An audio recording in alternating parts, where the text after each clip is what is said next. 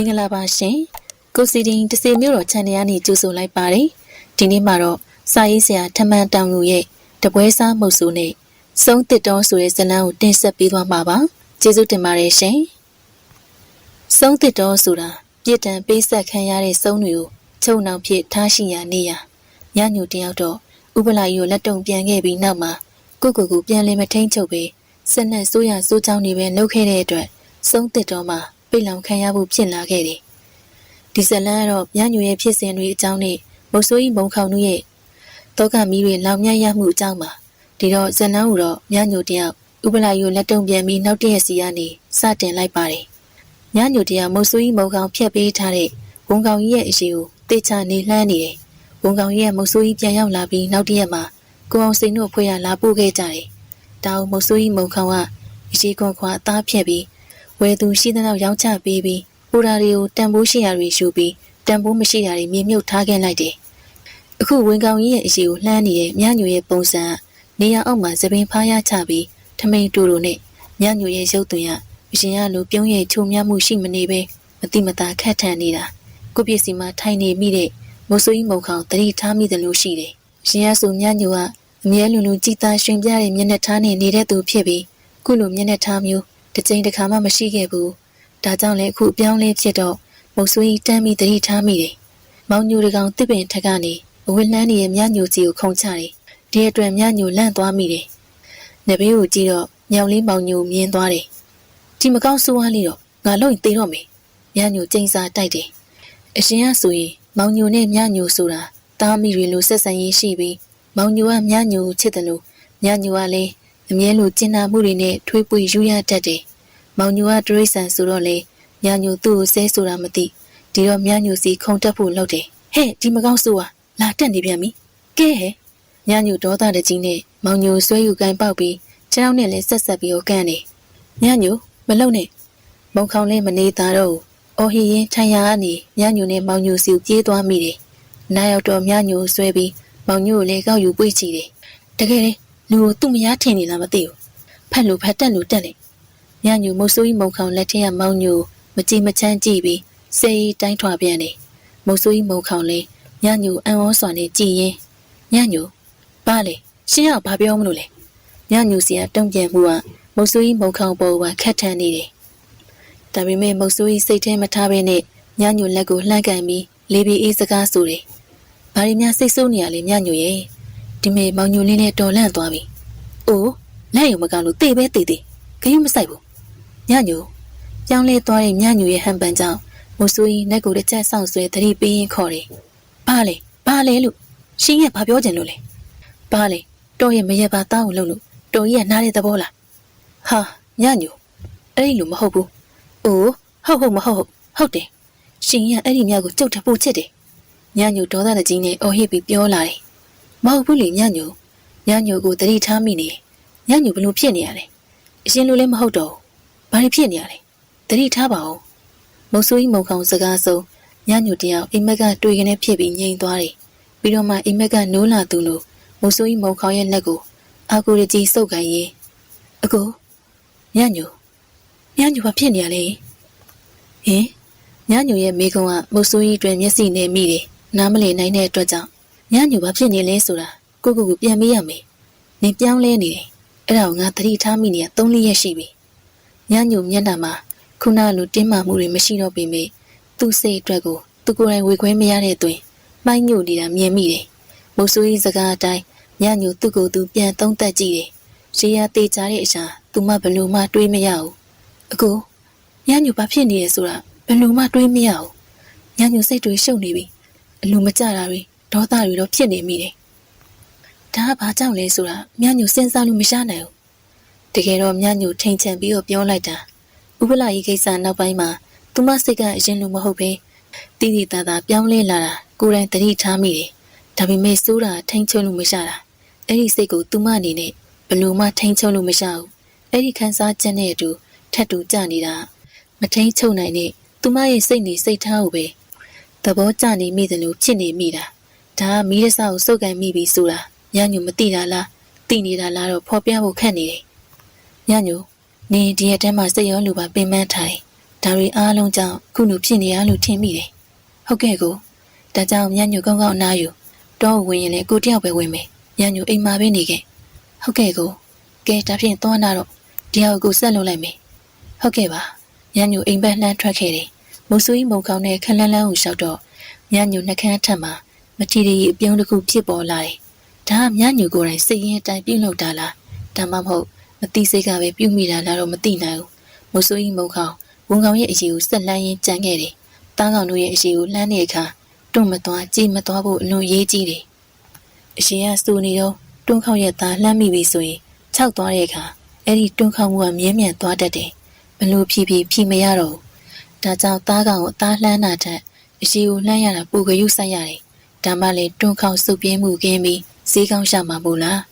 ဒီမနေ့တော့မုတ်ဆိုးကြီးမုတ်ခေါင်တောစီကိုတ냐ရီခရီးအဖြစ်ဝင်ခဲ့တယ်လက်ထဲမှာဝန်တော်မင်းလက်ဆောင်ပေးတဲ့တနက်ကိုကင်ဆောင်ခဲ့တယ်လွန်ခဲ့တဲ့တစ်ပတ်လောက်ကဝန်တကောင်ပြစ်ခန့်ရှားခဲ့တယ်ဆိုပေမဲ့အဲ့ဒီကရှားတဲ့ငွေကြေးတွေကစင်မပြေစဉ်ကာလတုန်းကယူခဲ့တဲ့အကျွေးတွေကိုဆက်လို့ကုန်ခဲ့ပြီအရှိကိုကျောင်းတန်းဝင်အောင်လှမ်းတာပြုတ်ပြင်းတာနဲ့အချိန်ရလဲတစ်ပတ်လောက်ပေးခဲ့ရတယ်တကယ်ဆိုဝန်တကောင်ရထားတဲ့ငွေကြေးကနှစ်ဝန်းနှစ်ခါကိုတလစာလောက်မဟုတ်ရင်တော့80လောက်တော့အေးလူလူထိုင်စားနိုင်နေဆိုပေမဲ့အကျွေးပူသိရှိပြီးဖြစ်တာလို့စိန်ခံမနေအားပဲတပတ်ကြာမှတောစီကိုဝင်လာရတယ်ဒီတစ်ချိန်မှာတော့ရှေ့ရလို့မြညိုလိုက်ပါမလားဘူးမြညိုစာအိမ်မှာထားရဖို့အဆင်မပြေတဲ့မောင်ညိုတော့ပခုံးမော်တင်ပြီးခေါ်ပြခဲ့တယ်မုတ်ဆူကြီးမုံခေါင်တောဆက်ကိုဝင်လာတယ်ရီမန်းရတောမဟုတ်သလိုတောဆက်ဆိုတဲ့အခြေအနေကတားကောင်တို့ခွန်အောင်ရနေရမဟုတ်လို့မုတ်ဆူကြီးမုံခေါင်လဲပေါ့တန်ပဲလှမ်းခဲ့တယ်ဒီနေ့မှသူ့ရဲ့ရီမန်းချက်ကဂျိုးပင်တော်ဒီတော့ကတရမီရွာနေတနေ့တာခရီးရှိပြီးလူသူအရောက်ပေါင်နေတယ်ခါရသည်အရတော့တိတ်ဆိတ်သည့်အခင်းတွေတီးဆပြုတ်ပြီးခုရပိုင်းကလည်းရာသီဥတုကြည်နေတော့တားကောင်ရလိမ့်မယ်လို့ယူဆခြင်းစရာရှိတယ်တောဆက်ကိုလွန်တော့မုတ်ဆိုးကြီးမုံခေါင်ခြေနှမ်းတွေပူသွက်မိတယ်အိမ်ရထွက်လာတော့စောတယ်ဆိုပေမဲ့လက်ခုလက်ကလက်ကွင်းပြင်ကိုဖျက်ပြီးချိန်မှနေရထွက်လာတယ်တောဆက်ကိုရောက်တော့နေရတဖြည်းဖြည်းမြင့်တက်လာပြီးခုတော့စုံခံချိန်တောင်လျှောက်ပြီးဒါကြောင့်ခြေနှမ်းတွေပူပြီးသွက်လိုက်တယ်နေကုန်ခီးဆိုတော့ညနေဆောင်မတိုင်ခင်ရှောက်သွားခဲ့မှသာကိုယ်အတွက်လုံးချိန်ကန်ချိန်ပြင်ဆင်ချိန်ရှားလိမ့်မယ်ခုထွက်လာတာတ냐ရီခီးမို့လားတ냐တန်နဲ့တားကောင်ပြစ်ခန့်လို့ရပါမှနောက်တ냐ဆက်မကူးရမှာတားကောင်ကလည်းမဖြစ်မနေရမှဆိုတော့လေမုတ်ဆိုးကြီးမုံခေါင်ခြေနှမ်းတွတ်လှမ်းပြီးတတော်ဝင်တရောင်တက်နဲ့ဒီမန်းရစီအရောက်လာခဲ့တယ်လက်ခုလက်မှာမြညိုပြင်ဆင်ပေးတဲ့နေ့လည်စာစားတယ်ဟင်းရအသားကြောက်ကိုထောင်းပြီးမြုပ်သီးဆက်ဆက်နဲ့ပြန်ချက်ထားတဲ့ငပိချက်ဟင်းတစ်မျိုးတည်းတို့စရာဖြစ်လမ်းကຫນွေအုပ်ရှင်ရွက်တွေခုဆွလာတာရှိတယ်ຫນွေအုပ်ရှင်ရွက်ဆိုတာတချို့သူတွေကဘလို့ခေါ်တယ်မသိသူ့ပုံစံຫນွေတက်စုပင်ပုံစံရွက်ပုံစံသုံးရွက်တစ်ခတ်အညွန့်ဖျားတွေနဲ့ရွက်နုတွေကိုခူးစိတ်ပြီးတို့စရာဖြစ်စားရင်အုပ်ရှင်ရွက်လိုရနက်တင်းတင်းရှိပြီးအလွန်ထမင်းမြိန်စီတယ်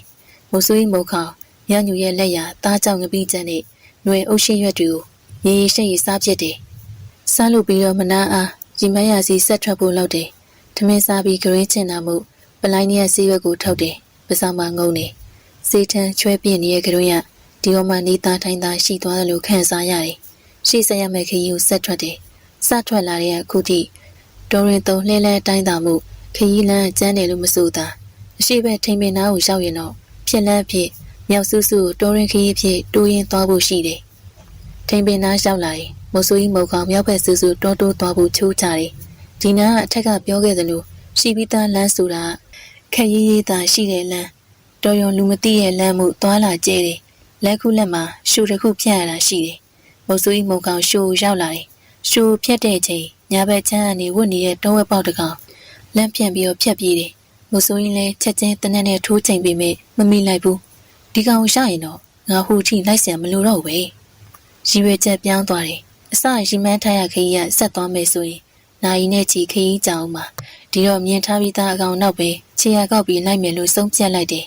ဆုံးဖြတ်ချက်အတိုင်းတောဝက်ပေါက်ပြေးရပန်လိုက်ခဲ့တယ်ရှူတိုင်းပြေးဝင်သွားတာမို့ခြေရမပြောက်ခြေရကောက်ပြီးနိုင်ရင်ရှူဆုံးကိုရှောင်းလူချိန်ကြတော့နားထဲမှာတောတိုးတန်လို့အတန်တဲ့ကြားလို့မုတ်ဆိုးကြီးခြေနှမ်းကြီးတန့်မိတယ်တန်ကတဖြောတန်ပြီးရင်တောကောင်တကောင်သူရှိရဘက်ပြေးနာတဲ့တန်မုတ်ဆိုးကြီးရှူနေပြီးနေရစီကက်လိုက်တယ်အတန်ကနီးလာလို့တနက်ကိုတင့်ပြင်းစောင့်နေတော့သူရှိရဘက်ကမှုရှူပြေးနာတဲ့သူလိုက်နေတဲ့တောဝက်ပေါက်ကိုမြင်ရတယ်လက်ထက်ကတနက်ကချိန်ထိုးမှုအနေအထားစီကိုချက်ချင်းတက်သွားတယ်လက်ညှိုးကမောင်းခလုတ်ကိုဆွဲညှစ်မိတယ် ကျေလောင်နဲ့တနက်တန်ထွက်ပေါ်လာတယ်။တနက်တန်နဲ့အချိန်ပြင်းပြင်းနဲ့ပြေးလာတဲ့တောဝက်ပေါက်တို့တရွဆွဲရှုံးကန်လဲကျမှုတို့တပြိုင်တည်းရှူရဲ့ကျမ်းပြင်မြေပြော့စီမှာဇောနဲ့တောဝက်ပေါက်တကောင်လဲကျရင်တကူးကူးအော်ပြီးရုံရင်းဆန်ကပ်ဖြစ်နေတယ်။တောဝက်ပေါက်စီမှာအဆွဲရမပြူတပြူရှိတာမို့စိတ်မချတဲ့အခြေအနေအတွက်မိုးဆူရီနဲ့တနက်ကြီးထပ်ထိုးပြီးတေးချောင်ခေါင်းစီကိုချိန်ပြီးနောက်တစ်ချက်ထပ်မံပြင်လိုက်တယ်။ဒီအချိန်မှာတော့တောဝက်ကတစ်ချက်နှစ်ချက်သာလွန်းလွန်ပြီးငြိမ်သက်သွားတယ်။တော်သေးရပါ့။ဒီစကားမိုးဆူရီဘဝမှာရေရွတ်ဖို့တကယ်ကိုခဲရင်လွန်းတဲ့စကားအရှင်ရဆိုရင်တားကောင်လိုက်ပြီးဆိုတာနဲ့သူ့ရဲ့တပွဲစားပုံရိပ်တွေကများစွာထကူပြုတ်ခဲ့တယ်။တားကောင်ရှာဖွေရခက်ခဲမှုနဲ့အန်ဒီရဲ့တော်တော်များများကိုလည်းကာကွယ်မှုပေးခဲ့တယ်။ခုများကြတော့တပွဲစားပုံရိပ်ပျောက်ဆုံးပြီးနောက်ပိုင်းမိုးဆူရီခက်ခဲတွေအများကြီးဖြစ်ပေါ်လာတယ်။မိုးဆူပညာဘလို့ပဲပြေးဝါခဲ့တယ်မပြေးဝါခဲ့ဘူးဆိုပေမဲ့အာကိုအားထားနဲ့တဘွားလုံးဖြတ်တန်းလာသူအတွက်ရုတ်တရက်ကြီးအာကိုရကွဲပြားမှုဟာအစင်မပြေမှုများစွာဖြစ်ပေါ်စေတယ်။တောဝက်ကောင်စီမိုးဆူရီဆင်းလိုက်တယ်။ပထမဆုံးကြည်ထိချက်ကိုအရင်ကြည့်တယ်။ပထမတစ်ချက်ကအလော30ပြည့်ရတာမို့ကြီးကလက်ပြင်တင်နေရပေါ်ကနေဖောက်ဝင်သွားတယ်။နောက်တစ်ချက်ကတိတ်ဆိုင်ပြီးပြစ်ခတ်ရလို့ကိစ္စမရှိလွဲစရာမရှိဘူး။ဘာပဲဖြစ်ဖြစ်ရီမန်းရစီကိုအရောက်မသွားရပဲတားကောင်ရခဲ့ပြီ။ချင်းရလေးနေမွန်းလွဲစားရရှိသေးတယ်။ဒီအတိုင်းဆိုရင်တားကောင်ထမ်းပြီးအိမ်ပြန်ရင်မိုးချုပ်ချိန်လောက်ရောက်လိမ့်မယ်မှန်းဆမိတယ်။ဒါကြောင့်လှုပ်ရှားရှိတဲ့တားကောင်ခြေနဲ့တုံလောင်မှုတွေနားပြအမိပြကိုဖြတ်တောက်ပြီးဒေါစာပြစ်တာတွေကိုအမြန်ဆုံးလုပ်လိုက်တယ်။လောက်ဆောင်ကြရပြီးစီတော့မိုးဆူကြီးမုံခေါင်လဲတောဝက်ပေါက်ကိုထမ်းပိုးပြီးအိမ်ပြန်လှမ်းခဲ့တော့တယ်။မိုးဆူကြီးမုံခေါင်ရှိုးပြင်းကိုရောက်သွားတဲ့ချိန်ရှူတဲ့တနေရာစီကနေလူနှစ်ယောက်ထွက်လာတယ်။ဒီလူနှစ်ယောက်ကမိုးဆူကြီးမုံခေါင်လှုပ်ဆောင်သမျှကိုအစအဆုံးအတန်တိတ်နှုတ်ဆက်ပြီးတော့ကြည်နေတဲ့သူတွေသူတို့နှစ်ယောက်ကမိုးဆူကြီးရဲ့ကြောပြင်းကိုလှမ်းကြည့်နေတယ်။သူတို့နှစ်ယောက်ကတော့တရမီရွာနဲ့3ရွာလှမ်းနဲ့ပေပင်ရွာနမဲတက်ဆာမိုးဆူဖိုးကျင်နဲ့သူတို့ပဲငနောက်တို့ပဲမိုးဆူကြီးမုံခေါင်လှမ်းကြည့်ရင်မိုးဆူဖိုးကျင်ကခက်ထေးထေးပြုံးတော့ငနောက်ကပြောတယ်ဆရာဖိုးကျင်ခမအဲ့ဒီလူဒီအတိုင်းပြုံးပြီးပဲကြည်နေမှလားငါပြုံးပြီးကြည်နေရလို့မင်းကိုပြောမိလို့လားပြုံးပြီးကြည်နေတာပဲလေဒီအပြုံးမှာဒိတ်ပဲဒီပါဝင်နေကွာမင်းမသိလို့ပါအဲ့ဒါတော့ကျုပ်ပဲသိမလဲဆရာပြောမှသိမှာပေါ့သိချင်တော့ပြောရတာပေါ့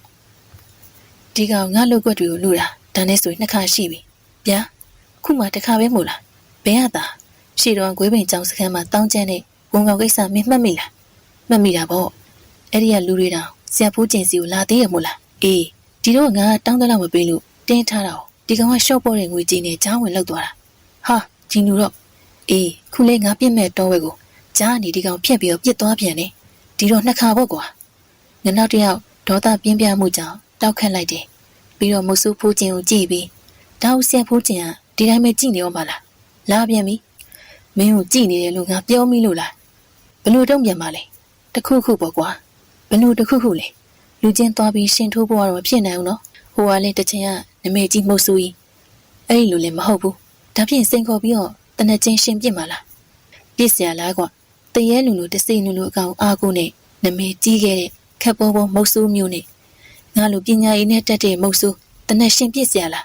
းဒါဖြင့်ဘလို့လုပ်မှာလဲဘေးလေးတွေဖွက်မနေရောနဲ့ကျုပ်ကိုပြောပြတော့ဘလို့လဲဆိုတာမကြခင်မင်းသိရမှာပါငနောက်ရေဘာရီများလောနေရလဲလောတယ်မဟုတ်ပါဘူးစိတ်ထဲခံတင်းမိလို့ပါစိတ်ကိုအေးအေးထားမကြခင်ပါဆိုတာမင်းသိနာလိမ့်မယ်အေးပါဗျာအေးပါငနောက်ကခက်တော့ပြန်ပြောတော့မိုးဆူဖိုးကျင်ပြုံးမိတယ်ပြီးတော့မိုးဆူမုတ်ကောင်တွားရပဲလှမ်းကြည့်ပြီးမြေပြင်စီကိုထွေးခနဲ့ဒရွေးတစ်ချက်ထွေးချလိုက်တော့တယ်တောဝက်ကောင်ထမ်းပြီးမိုးဆူကြီးမုံကောင်အိမ်ကိုပြန်ရောက်လာတယ်ဝမ်းသာအားရပြန်လာပြီးမြအိမ်ဝိုင်းတီရောက်ပါမှတိန်နှုံမှောက်မဲနေရတတိထားမိတယ်ဒါကြောင့်တောဝက်တီကိုထမ်းထားရမြေစီကိုအသာချပြီးညညိုဘဲသွားနေပါလိမ့်လို့တွေးရင်အိမ်ထဲဝင်လာခဲ့တယ်အချိန်စောသေးပေမဲ့တိန်နှုံမီးထုံးမထားပဲမှောက်မဲနေတယ်မိုးဆူကြီးနဲ့သူ့ပလိုင်းနဲ့ဆောင်းနေကြမိချင်းနဲ့ဖျောင်းနိုင်အောင်ထုတ်ပြီးထုံးကြီးနိုင်ပြီးတော့အိမ်မောတက်လာခဲ့တယ်ဟင်ညညိုအမောင်ထဲမှာသပင်ဖားရည်နဲ့ညညိုတယောက်ထိုင်ရသားကြီးမိုးဆူကြီးမုံခေါင်လေးစိတ်ပူသွားလို့ညညိုရှိရအမြန်သွားမိတယ်အနားကိုရောက်တော့မှရှေ့မှာပြင်ဆင်ထားတဲ့အစဉ်ပြင်တွေကိုမြင်မိပြီးညညိုတယောက်ပညာကန်းတက်နေရသိနိုင်မိတယ်ဘယ်ချိန်နဲ့ပညာကန်းတက်နေရဆိုမသိရပေမဲ့ထွန်းထားတဲ့မီးတွေတောင်ငြိမ့်နေပြီဆိုတော့အချိန်ကမနှဲမနှောကြပြီလို့အထင်ရှိမိတယ်မိုးဆူကြီးနဲ့အနှောက်အယှက်မဖြစ်စေလိုတာကြောင့်အနည်းမှမီးထွန်းပေးခဲ့ပြီးပြန်ထွက်ခဲ့တော့တယ်မိုးဆူကြီးရင်ရွေးတဲပြီးရလာတဲ့သားကောင်ကိုရင်ရွေးဖြောသားဖြတ်နေတော့မှညညိုတယောက်အိမ်ပေါ်ကဆင်းလာတယ်အခုပြန်ရောက်နေပြီလားည ညညိုဖြင့်သိတော်မသိနိုင်ဘူး။အင်းညညိုကြပြီ။ညညိုမုတ်ဆိုးကြီးမုတ်ကောင်တစ်ချက်လှည့်ကြည့်ပြီးတော့ဖြေတယ်။ပြီးတော့အသားဖြက်လက်စာကိုဆက်လက်ဖြက်နေတယ်။ဟောတားကောင်ရလာတာပဲ။ဒါကြောင့်ကိုညမအိပ်ဖေပြန်လာတာပေါ့။ဟုတ်တယ်ညညိုလက်ခုလက်မာတွေရှာလာတာနဲ့ပြန်လာတာ။ခုကညရင်းချင်းဆိုတော့ရောင်းချဖို့တော့မလွယ်တော့ဘူး။မနှက်မှပဲရောင်းရတော့မေ။ညညိုရေရွတ်တော့မုတ်ဆိုးကြီးဘာမှမတုံ့ပြန်မိဘူး။လုံးလက်စအသားနဲ့အယူတေချာခွဲခြားပြီးတော့မှပညာရှင်တက်နေရလားညညိုညညိုခေါင်းငိမ့်နေဟုတ်တယ်ကိုအရှိရညညိုပညာရှင်တက်ဖို့ဟိုတလောတွေကမှားထားတာအဲ့ဒါညညိုကအခုမှကောင်းပါလေလေဒါနဲ့အဲ့ဒီပညာနဲ့စိုးရတာတွေတော့မလုံနဲ့တော့ညညိုမုတ်ဆိုးကြီးမုတ်ကအမတ်တမဲ့ပြောလိုက်တဲ့စကားကြောင့်ညညိုမျက်နှာမတိမတာပြတ်သွားတယ်ဒါကိုမုတ်ဆိုးကြီးသတိထားမိပြီးဘာလို့လဲညညိုတခုခုများမုတ်ဆိုးကြီးစကားတော့မဆုံးသေးညညိုပြပြတလဲပြုံးရည်ပြီးအိုးဘာမှမဖြစ်ပါဘူးကိုရဲ့ညညိုကိုစကားကိုနားထောင်ပါတယ်မုတ်ဆိုးကြီးစိတ်ထဲမှာညညိုတန်တရားစိတ်တော့ဖြစ်မိတယ်ဒါပေမဲ့မသိတယ်လို့ပဲနေလိုက်ပြီးညညိုကိုစကားကိုနားထောင်ရင်ကောင်းတာတွေပဲဖြစ်လာမှာပါအင်းမဆိုညညိုစိတ်ဆိုးဟန်နဲ့အနားထွက်သွားတယ်မုတ်ဆိုးကြီးနဲ့ညညိုဒီအတိုင်းထားလိုက်ပြီးသားတွေသိမ်းစီးနေတယ်ဒီအချိန်အနားကပ်ပြီးထွက်လာတဲ့ယောက်ျားတစ်ယောက်ရဲ့ချောင်းဟန်တန်ကြောင့်မုတ်ဆိုးကြီးအံ့ဩမြင်တတ်မိတယ်။နဘေးကိုကြည့်တော့ဘသူမှမရှိဘူး။ဇဝေဇဝါနဲ့ထက်မြတ်တန်းထွက်လာမလားစောင့်ကြည့်တယ်။တန်းထက်ပြီးထွက်မလာဘူး။ဒါနဲ့မုတ်ဆိုးကြီးသားတွေနဲ့ပစ္စည်းတွေကိုတေချာသိမ်းပြီးအိတ်ဆက်အနားယူဖို့အိမ်မော်တက်ခဲ့တယ်။မနဲ့လင်းလို့မုတ်ဆိုးကြီးမုတ်ကောင်အိယာနိုးချိန်ကျညညို့သားတွေရွာရဲသွားပြီးရောင်းချဖို့တောင်းနေထဲတင်တာထက်စိုင်းတန်းနဲ့စိုင်းတင်တာစိုင်းလှုပ်ဆောင်ပြီးဒါအပြင်မုတ်ဆိုးကြီးအတွက်ထမင်းကြော်နဲ့အတူဂလီစာတချို့ကြော်ထားပြီးတယ်။ရှင်တွေချမ်းလေးအစင်တင်မင်းမုတ်ဆိုးကြီးမုံခေါင်ထမင်းချမ်းစားတော့ပြီးစီတော့ညညိုကအသားရောက်ထွက်ဖို့စင်တင်ဖြစ်နေပြီလင်မယားနှစ်ယောက်တယောက်ကတောင်းကိုရွက်တယောက်ကဆိုင်းကိုထမ်းရွာတဲ့အသားရောက်ထွက်ခဲ့တယ်မနေ့ရက်အစချိန်မှုတရမီရွာထဲမှာလူသူစီကားနေတယ်ညညိုရွာထဲလှမ်းဝင်တာနဲ့သူမရဲ့မိုဘိုင်းဟန်ပန်အတိုင်းတက်ကြွလန်းဆန်းနေရင်ဟောဒီဘက်ကဝတ်သားရမေပြုတ်တန်ဆဆာလေးနဲ့ဟစ်အော်တော့တယ်ညညိုရဲ့အော်တန်ကြောင့်ဟင်းစားအသားဝဲလူသူတွေထွက်လာကြတယ်ဘယ်စည်းလေးညညိုရဲ့ဒီတစ်ခေါက်တော့9ရူပီကိုမှ6ပဲလောက်စွန့်မယ်တော့ရဲ့ညညိုရောင်းစေးကြောင့်မုတ်ဆိုးကြီးတောင်အံ့ဩမိတယ်အရင်တစ်ခေါက်တောဝဲရှာတော့မှညညိုကိုယ်တိုင်9ရူပီခေါ်ခဲ့တာမို့လားဒီတော့ကဈေးသက်မှတ်ပြီးပါမှဗလာရက်အကျွေးနဲ့တင်းယူသွားခဲ့တာမုတ်ဆိုးကြီးမုံခေါင်လိုပဲဈေးမေးသူကလည်းဒါကိုသတိထားမိတယ်ဒါကြောင့်ညညိုမိကုန်းထုတ်တယ်ညညိုရဲ့ဟိုတစ်ခေါက်ကမှညီပဲ9ရူပီဆိုပြီးအော်ဒါလေမိကုန်းအတွက်ညညိုအရင်ဆုံးရီမောပြီးအော်အဲ့တော့ဟဲ့ဟုတ်လေအဲ့ဒါကျုပ်တို့မရောက်လိုက်ရဘူးတော့ခွေးချီသွားတယ်လေပြီးတော့အဲ့ဒီကနေဆိုခုကတလကြော်ပြီမို့လားအဲ့ဒီတော့မြို့ကြီးပြကြီးကကုံစည်းနှုံးဆိုတာကြီးလိုမျိုးဈေးဆိုတာငြိမ်မနေဘူးလှုပ်ရှားနေရမေတဲ့တော့ညညိုတယောက်ဈေးတိုးပြီးရောင်းတာကိုကာကွယ်ဖို့အတွက်သူမကြားဘူးနာဝရှိတဲ့မြို့အကြောင်းခုလုံးလုပ်ပြီးပြောတယ်အော်မြို့မှာအဲ့ဒီလိုလားဟုတ်တယ်တော့မြို့မှာအဲ့ဒီလိုဆိုတော့သဘောတော်ကြမိသားညညိုစကားဝဲသူကယုံကြည်သွားတယ်ကြမိတယ်ဆိုရင်လဲတလွဲတွေးမနေရောနဲ့မရွှေမိတရွဲတာယူရီတော့အေးယူမယ်ညညိုရဲ့အဝန်ဆန်းကောင်းမှုကြောင့်တနေရာထဲမှာတင်အသား9ရွေးလောက်ရောင်းလိုက်ရတယ်အဲ့ဒီကနေဆက်ပြီးထွက်လာတော့လက်ခုလက်မှာမုတ်ဆိုးကြီးမုံခေါင်ကညညိုနာကက်ပြီးတိုးတိုးမိတယ်ညညိုမြို့ကကိစ္စကိုညညိုဘယ်လိုသိရလဲအော်ကိုကလေကြားဘူးနာဝတွေပါတော့ကျုံလည်းအတိအကျမသိပါဘူးအော်ဒီလိုလားအဲ့လိုတော့ကဲပါတော့အဲ့ဒါအတွက်တော့ဘာမှဝင်မပြောနဲ့နော်ကျုပ်ကသာဈေးရောက်ကောင်ကြည့်ချက်ရောက်မယ်မြမြကုန်းတော့လေမြမြနားရတာပေါ့မဟုတ်ဘူးလားအင်းမနေနဲ့တော်တခုခုဝင်ပြောလို့ကတော့ကျုပ်ကြောင့်သိမယ်နော်အင်းမမြညိုရဲ့မဆိုးကြီးမုံခေါင်ဘာမှမပြောတာတော့အစတော့မိမဖြစ်သူကလိန်ညာရာကိုရောက်မှဆိုလို့ဒီလိုထပ်ပြောလာရင်သူဝင်ပြောမယ်ပေါ့ဆိုပြီးဆုံးဖြတ်ထားတာခုကျတော့မြညိုရဲ့အာနာရှားတဲ့လိုပြင်းပြင်းပြပြသူ့ကိုကျင်းသွားတယ်ဒီတော့သူ့အနေနဲ့လှုပ်ရှားရှိတာရှင်ကိုနှုတ်ပိတ်ပြီးနေဖို့ပဲရှိတော့တယ်ညညိုအရှိရလို့ပြောနေပဲဈေးဆက်ရောက်နေကြီးလက်နေလူလူဆိုတော့သိတယ်မို့လားမျိုးပြဆိုတာကိုငကိုတွေကထင်ကြီးမှုန်းတင်မိသားဒီတော့ညညိုပြောတဲ့ကုံစည်းနှုံးဆိုတာဟုတ်မဟုတ်သဘောတွေတော့လှုပ်ကြပြီးလူရက်ဝဲတော့တာပဲနေထမ်းပြရောက်လာချိန်မှာတော့မုတ်ဆိုးကြီးမုံခေါင်တို့လင်မယားစီမှာရောင်းချစရာအသားတွေမရှိတော့ဘူးညညိုတယောက်လက်ထိန်ရောက်လာတဲ့ငွေတွေကြည့်ပြီးပြောနေတယ်ညညိုပြန်ရအောင်ဟုတ်ကဲ့ကိုလင်မယားနှစ်ယောက်ညညိုကငွေတွေစုပ်ကိုင်းမုတ်ဆိုးကြီးကတဘိုးနဲ့တောင်းကိုကိုင်းပြီးရွာရဲပြန်ထွက်လာခဲ့တယ် ရူဘီတီယာနီးနီးပဲဒါတော့အကျွေးနည်းနည်းတော့ကြံ့ခဲ့သေးတယ်နောက်တော့တောင်းပေါ်မြညိုရဲ့နောက်တော့လို့မရပါဘူးတော့နောက်တော့ဆိုသူတို့ကအမေးတိုက်ကြတော့မှာ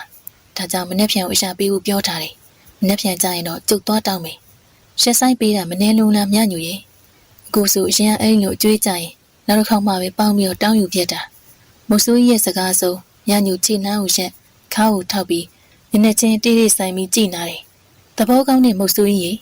အဲ့ဒါမျိုးကအရင်တော့ကတော့ရှားတယ်လေတော့ခုမရရှိနေပြီဆိုတာသတိရအောင်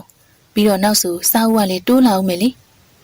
ညညိုအငေါ်တူးပြီးမုတ်ဆိုးကြီးနဲ့မဖြစ်စဘူးအဖြစ်ထိုးပြီးစဖြည်းဖြည်းဖြစ်သွားတယ်ဒီလိုဖြစ်ရတာလေမရရဲ့ပြုမှုသဘောကျမိတာရောမရရှိနေပြီနောက်ဆိုရင်စားဦးတိုးလာမယ်ဆိုတဲ့အကြောင်းကြောင့်ရောပဲတော်ကြီးစဖြည်းဖြည်းလှုပ်မနေနဲ့အင်းမညညိုရဲ့မလှုပ်ပါဘူးမလှုပ်ဘူးသာပြောတယ်ခုတော့မှဆက်ဖြည်းနေတော့အင်းမညညိုရဲ့ထိမ့်လိုက်ပါပြီထိမ့်တကယ်တယ်တက်ကြီးရဲ့သူယူထားမိပါတယ်ကလေးရတာထပ်ပူဆိုးနေတယ်ညညိုခြေဆောက်ပြီးနားထွက်သွားတယ်ညညိုကြောပြင်ကြည့်ပြီးမုတ်ဆိုးကြီးမုံခေါင်ပြုံးပြီးကြံရစ်တယ်ညညိုခလန်းလန်းလျှောက်တော့မှနောက်ကဆက်လိုက်မိတယ်ဒီလိုမှမဟုတ်ပဲညညိုနဲ့အတူလိုက်မိရင်ထပ်ပြီးတော့စူခံရအောင်မှာမို့လားအိမ်ရောက်တော့ညညိုတယောက်ညင်များတစ်ချက်မှာမိသွေးတုံးနဲ့ရေးလိုက်တွက်လိုက်ဖြက်လိုက်နဲ့အလုံးများနေတယ်မုတ်ဆိုးကြီးကသိမ်းစရာရှိရာသိမ်းပြီးစေးကြောစရာရှိရာစေးကြောနေလှမ်းနေပြီးတော့ညညိုနာထွက်လာတယ်ညညိုဘာရီရှိဘာရီတွက်နေရတော့ဒီမယ်လေးတားရောက်ရငွေနဲ့တားနဲ့ပြန်ပြီးတော့ချိန်ကိုက်ကြည့်နေတာဟုတ်တော့ပြောရင်ပြင်ချက်ကိုကြည့်ပြီးဟုတ်တော်နဲ့စကားပိတ်တဲ့ညညိုမုတ်ဆိုးကြီးပြပြစနေဖြစ်ပြီးဘာလို့လဲညညိုဒီမလေးအသားရွဲတွေနဲ့ငွေရစင်းရင်မကိုက်ဘူးဟင်အသားရွဲကယူသားအတွင်း20ကျော်လောက်ထွက်တာအဲ့ဒါမနေ့ကဈေးရမှုယူသွားခဲ့ရလေအခုရောက်ရငွေကိုတွက်တော့18တွဲဖို့ပဲရှိတယ်အကျွေးထားခဲ့တဲ့သူတွေရောအကျွေးရတယောက်တည်းလီတော့အဲ့ဒါကထည့်တွက်မယ်ဆိုရင်တော့မှ19ရွဲပဲရှိအောင်မှာတရွဲပြောင်းနေတယ်တော့ပြောရင်ညညိုတယောက်မျက်စိပြက်မျက်နှာပြက်နဲ့တက်ပြင်းတစ်ချက်ချမိတယ်မုတ်ဆိုးကြီးကြိတ်ပြီးပြုံးမိတယ်ဒါအောင်ညညိုမသိအမှန်တော့အဲ့ဒီပြောင်းနေတဲ့တွေကခေါင်းသားနဲ့ခွာသားတွေတွဲထားတဲ့တွေညညိုမသိအောင်မုတ်ဆိုးကြီးအိမ်အတွက်ရည်ရွယ်ပြီးထားရစ်ခဲ့တာဒီလိုမှမထားရင်လေဒေါ်ညညိုတို့စီးပွားရေးတောင်းကြချက်ကအိမ်အတွက်အသားမချမ်းမေကလေးစားလေးနည်းနည်းလောက်ပဲခြံခဲ့တယ်လေဒီတော့စားကျင်တဲ့သူကကြိုးကုန်းရတာပေါ့တယောက်ယောက်များဆွဲသွားရောလားဘသူမှမဆွဲပါဘူးညညိုရဲ့ဟင်မတ်တမဲ့မုတ်ဆိုးကြီးပြောလိုက်တဲ့စကားဒီစကားကိုအကင်းပါရဲ့ညညိုချက်ခနဲ့ဖြစ်မိတယ်မုတ်ဆိုးကြီးကိုတင်ကမကိန်းမျက်လုံးတွေနဲ့ကြည့်တယ်မဟုတ်ဘူးညညိုဟိုအခုပြောတာအဲ့ဒီအသားတွေကိုဘသူမှမဆွဲဘူးဆိုပြီးအတိအကျပြောလာတော့သိကြတယ်အဲ့ဒါတော်ကြီးလက်ချက်ပဲကဲပြောဘယ်မရင်ငယ်မကိုပေးခဲ့ရလဲညညိုမနေနဲ့ပြောတော်ကြီးပြောလေရင်တော့ကျုပ်เจ้าသိမယ်နော်မဆိုးကြီးဘာပြောမှမသိတော်ကြီးပြောမှလားမပြောဘူးလားကျုပ်เจ้าပြရတော့မှလားမပြပါနဲ့ညညိုရဲ့နေเจ้าကိုငါလည်းသိပါတယ်ဒါပေမဲ့အမှန်တိုင်းပြောဖို့ကတော်ကြီးပြောလို့ကျုပ်ပြောနေရလေညညိုရဲ့လက်တစ်ဖက်ကမဆိုးကြီးရဲ့ဝမ်းစီကိုလှမ်းပြီးဆွဲလိုက်နေနားရဲညညိုရဲ့နားရဲဆိုပြောပါမယ်ညညိုရဲ့ဟိုအဲ့ဒီအသားတွေက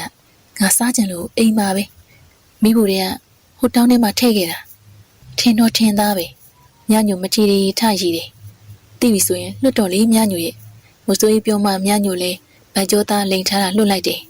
အဲ့ဒီသားတွေအခုယူပြအင်းမတွားယူပေးမယ်